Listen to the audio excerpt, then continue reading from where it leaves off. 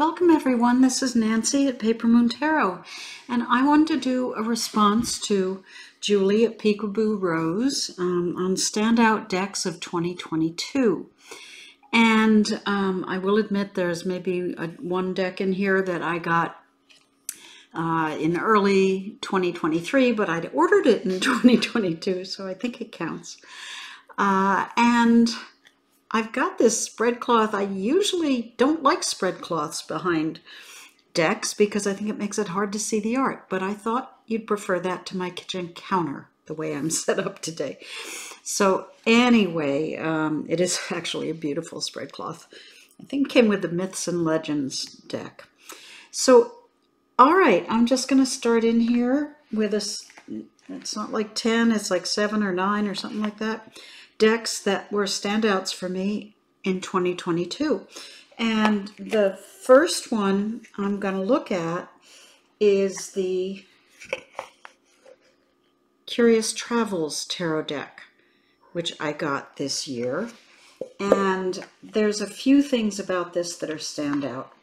One is the cardstock is probably the most beautiful cardstock I've ever had. I mean, I just love touching this deck. The other thing is that the art is really beautiful, and it has we'll see if we can catch this gold gilding sort of foiling whatever on the cards. So the art's beautiful, the production quality is beautiful, the names of the cards are very easy to read, which is important to me. The colors are beautiful palette of sort of reds and browns, and I don't know, it's a rich sort of autumnal deck to me, but it's just beautiful. The cardstock is beautiful. It's a little more, I don't know, I guess you could say more like children's illustration than some others, but very beautifully done. And I really like this deck, and you know, I pull out different decks all the time, so I can't tell you this is my most used deck or the deck that reads the best or anything like that. It's just a deck I really love that I got in 2022, and it's kind of a thinner cardstock, but rose petal, not sticky at all, just luxurious to handle. So I've said that before, but, and some of the cards are just so, I mean, all of them are beautiful, but some of them are stunning, and everyone uses that word all the time, but stunning in the artwork. I love the Empress, although I don't like her belly, but it's a beautiful piece of art. And you can see when I'm holding these, the color palette, the roses, the peaches, the yellows, it's just a really pretty color palette to the deck. So that is the Curious Travels Tarot deck. And that's why it's a standout. Okay. The next one I got pretty recently, and a few of these I've gotten pretty recently, but I think you guys know that the decks you love the most at the moment are the ones you got pretty recently, because you're still engaged in them, you're finding them finding things out about them. This is the Pixie's Whisper Christmas edition, and I got it just before Christmas, and I didn't have a Christmas deck. And this is so fun. The color palette, let me get this aside so you can see some of these together. The color palette is just beautiful. It just has a fun vibe to it, based on Pixie's art in the RWS, and it just, it's fun. It's a sort of a make playing cards type linen finish to it. But I love the reds and the pastel greens, and I'm not a pure RWS person most of the time, so I hesitate about getting this, but I got it, and it's like, this is just absolutely fun for Christmas, or actually I see using it a lot of the time. Because it looks pretty in spreads, and it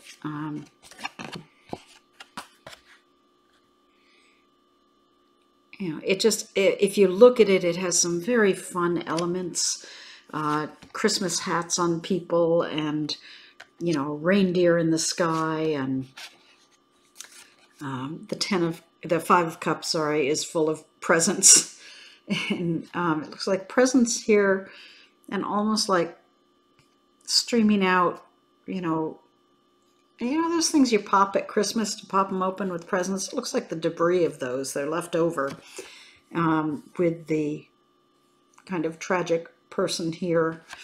So it's, and you know, look at the Knight of Cups. In his cup are candy canes. On the shield, there's mistletoe.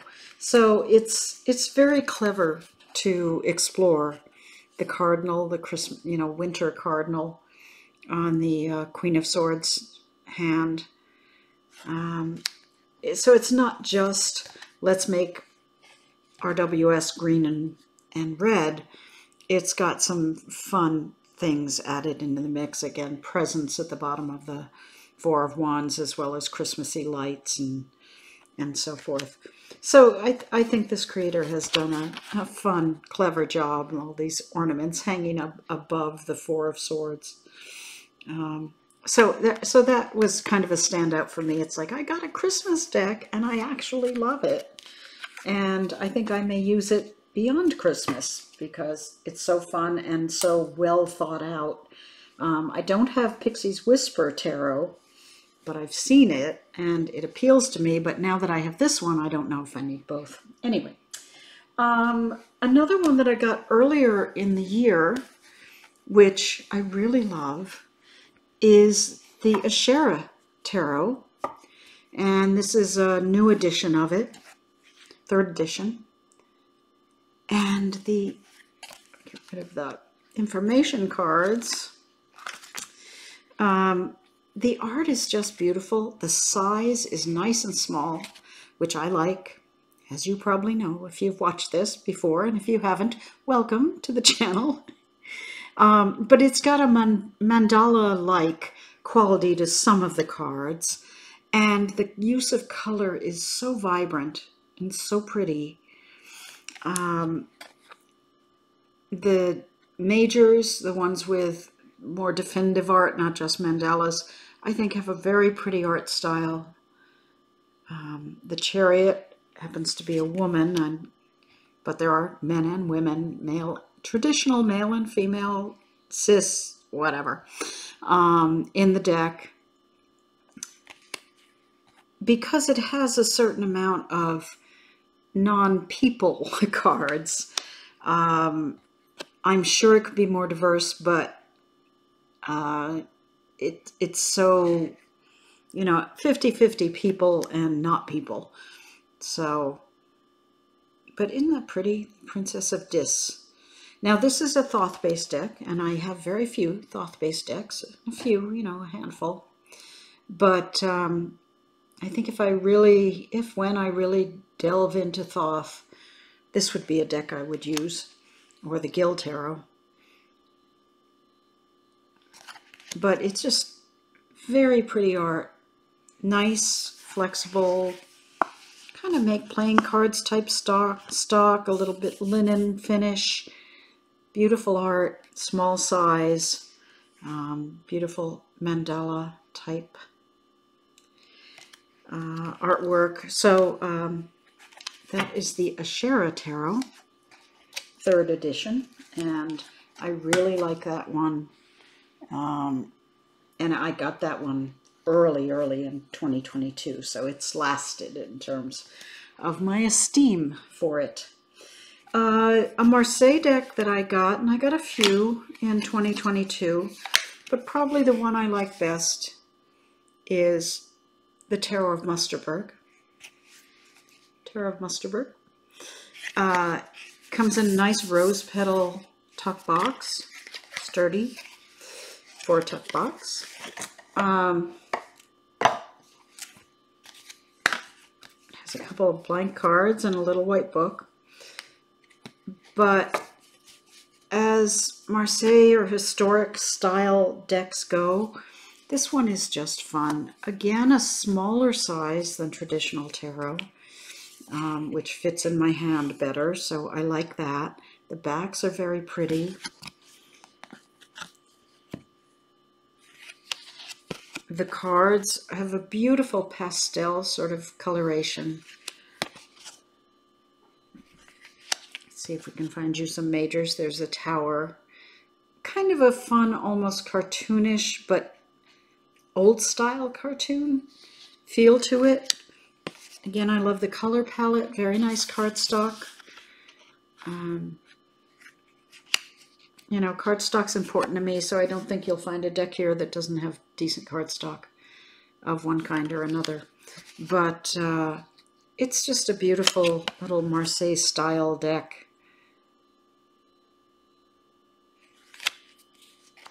And it's a more recent one. It's not a reproduction of an earlier one, I don't think. Correct me if I'm wrong in the comments below. If it's an earlier deck, it's a recreation. But certainly seems to me to have some more modern feel to it, modern touch. But it's just a very pretty little historic deck on nice paper with beautiful colors. So that's the Tarot of Musterberg. Stood out for me as probably the historic deck I got this year that I liked the most. And no, I will pull out quite often because it's fun, it's pretty, it's historic, it's all that stuff. Okay, so the next one is kind of a weird little deck that I got, and I don't pull it out all that often. It's an oracle, and I don't use oracles all that much. But this art is just so fun, and the book tells a story. One of the cards, for example, is Alchemy.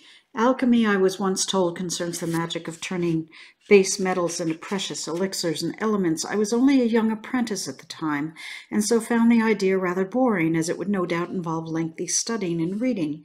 However, years later, as a fully trained magical hare, the Arboridium showed me quite a different alchemy, one that exists in perfect balance to create its own magic within the sastaculous harmony of life and nature itself. I love this because it's a little story about this place called the Arboridium, and it creates words. One of the fun things about this little oracle is that there are creatures and things in here that are totally made up. There are others that you can see them. They're kind of kid-like art, but really well done. Not simplistic by any means. Here's a fritch, and I forget what a fritch is, but it's a kind of creature that this creator made up along with all the stories in the book. And so, you know, you can pull this as an oracle and say, okay, flight makes sense to me, truth makes sense to me. But if you read all the stories, it creates a real little world. And as a writer myself, I really appreciate that in an oracle rather than just sometimes sort of Hallmark card type words and phrases, you know, feel good phrases. This has a context. It has a world. And these little creatures, I mean, it's adorable. This stuff in this deck is adorable to look at. Beneath carrots, turnips, magical stores. And purpose is a little dragon sitting on a something. I don't know. I have not spent as much time with this as I should, which is true of most of my decks. But I pull it out now and then and look at the art and consider the words and read a story. And it's just the most fun little oracle.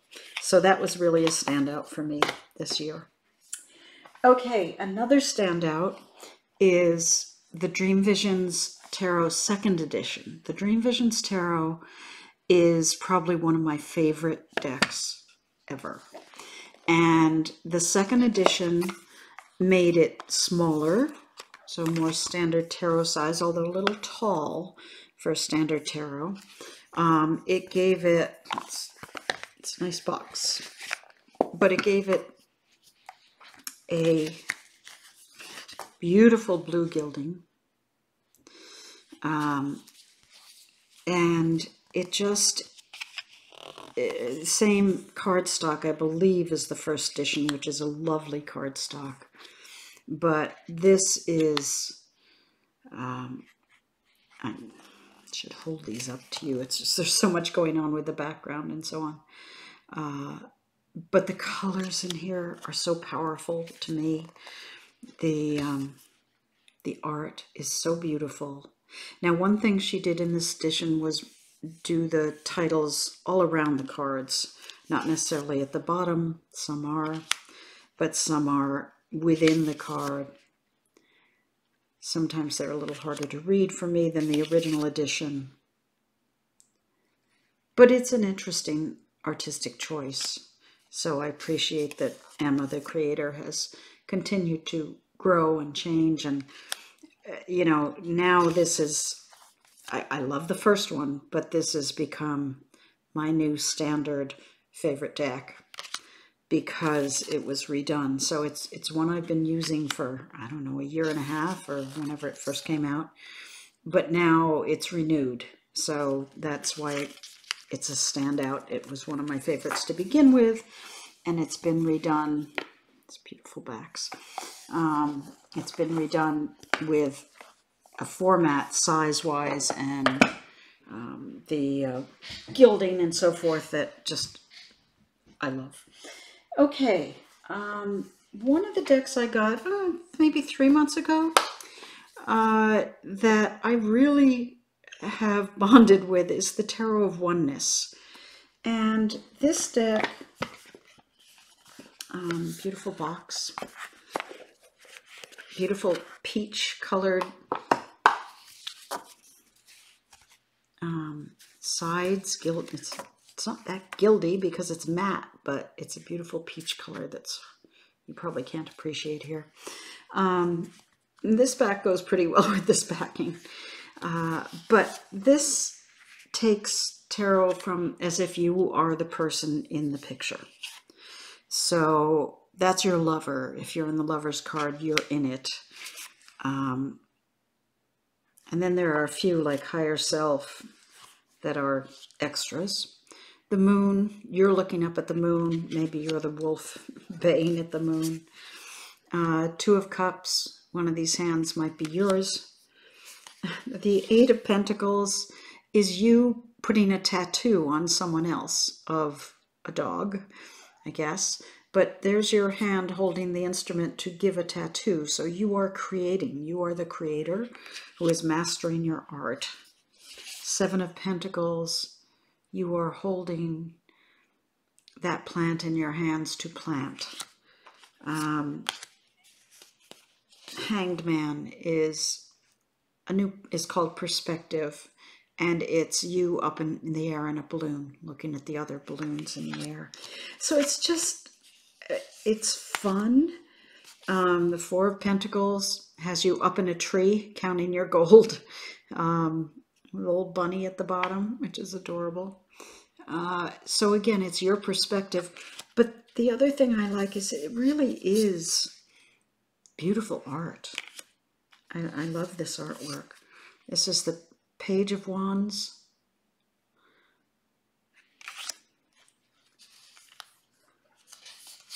I believe that's the King of Wands. It's coming out very orange, but it's actually red. So I really love the Tarot of Oneness. There's our Fool. It's you about to take a leap. And I know this isn't unique. I think there are some other decks. Maybe the Spacious Tarot does something like this. But I really like the art on this one. The quality of the cardstock. Just, I pull this out a lot because it really resonates with me. And it challenges me to say, okay, if I were in that picture, what would I be doing, what would be happening to me. And the final one that I've got here, I just got, and I had ordered in December. I received early January, so I'm putting it in my 2022 decks. And this is the Avisomnia Tarot. And I really love this deck. Now, we all know when you first get a deck, you really love it. And then, you know, 2 months later, it's in your purgatory pile. I don't know. So it's got that freshness for me where I'm really just exploring it and learning it. But it really is a beautiful deck. It is a very nice cardstock. Actually, this and the Curious Travels Tarot deck have a very similar cardstock. I'm going to grab one of those. Except that I would say the Curious Travels is a little more rose petal, maybe a different lamination to it. I don't think they're too different in thickness, but this one is rosier. Let's put it that way, rose petalier. But this is also lovely. It feels lovely. It's substantial. It's beautiful. So far, in working with this deck, it has an absolutely beautiful color palette when you look at these cards together. And I believe I will be doing a walkthrough of this. So you can see it in more detail. There are other walkthroughs out there. But it's, when you look at the color palette here, I love this sort of soft greens and browns, some rust color in there. The use of color is amazing. The graphic art, the graphic design is really beautiful. This is the Page of Wands. The Wands court cards have salamanders and like a deer-like antler skull. The swords have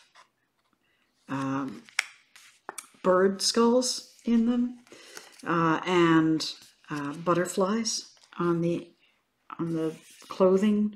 The pentacles, I'd say that's more like a bovine, a cow or something skull, along with leaves. So there's just some beautiful use of imagery. There's our Knight of Cups with a fish head and shells. So just beautiful touches in there that you can get to know. It's sort of like if you're happy with Marseille style or beautiful pip decks, you should check this out because, you know, I mean, here's the devil. So it's simple, clean, beautiful graphic art. And the devil is this, almost like this tube out of which is growing this poisonous plant. So it's a really interesting interpretation. You can get a lot out of these cards. Seven of Pentacles, just beautiful colors. And the roots here out of which these things are growing just make so much sense for that card. The Tower. So you can see the color palette is just stunning to me. I mean, and everyone overuses the word stunning, I will grant you. But for me, this is really well done. A spread of these cards is just beautiful. And there is a lot to take away from these simple, relatively simple designs. I mean, here you have the Six of Cups, and it's like it's all coming out of one cup, like ancestors, or when you were a kid, it all started and you grew out of that. Looking back at the past or history, just by the arrangement of cups. And lots, if not almost all of these cards have these plants. And I believe there are different plants used for different suits. And I can't tell you what they are at the moment, but there's a lot of that kind of thing going on where you've got different imagery for different suits. Things that you at first glance say, oh, there's some flowers. You're like, okay, well, there's more going on than that, you know, and you study it and you realize there are different things going on. So that's the Avisomnia. There's the Magician card. And as I say, I hope to do a walkthrough of this soon. But that one is, it's a beautiful graphical deck, beautiful cardstock, and it's a standout because it's starting off, you know, ending 2022 and starting off the new year with a different deck that's going to pull me in and take some time to get through and enjoy. So anyway, those are my standout decks of 2022 for the various reasons. And I'd love to hear what you think of these decks, if there's one that you're attracted to too, and what your standouts of the year were. So welcome to 2023. Let's hope it's great for all of us. Bye.